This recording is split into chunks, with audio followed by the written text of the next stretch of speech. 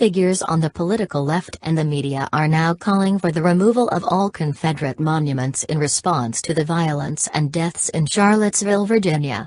But the demand is not limited to statues.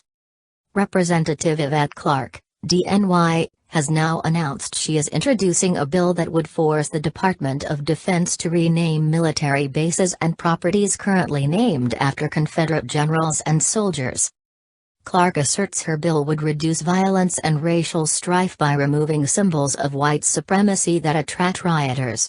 For Clarke, individuals who wish to keep Confederate monuments in place are the ones perpetuating violence. In a statement to the press, Clarke said, "The time has come for the Army to remove from Fort Hamilton and other military installations the disgraced names of men who waged war against the United States to preserve the evil institution of slavery." She went on to call Confederate monuments a pretext for violence.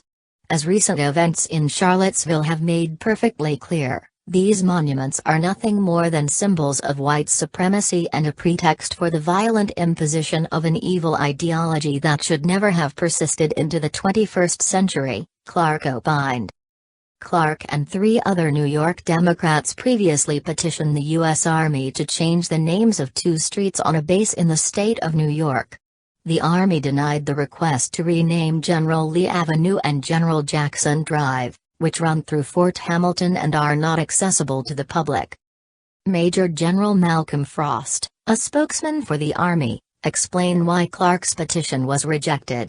Army policy is to use the names of famous soldiers or generals. Every Army installation is named for a soldier who holds a place in our military history. Frost also said that the use of historical names is not an endorsement of those individuals' personal ideologies. Accordingly, these historic names represent individuals, not causes or ideologies. It should be noted that the naming occurred in the spirit of reconciliation, not division, he said.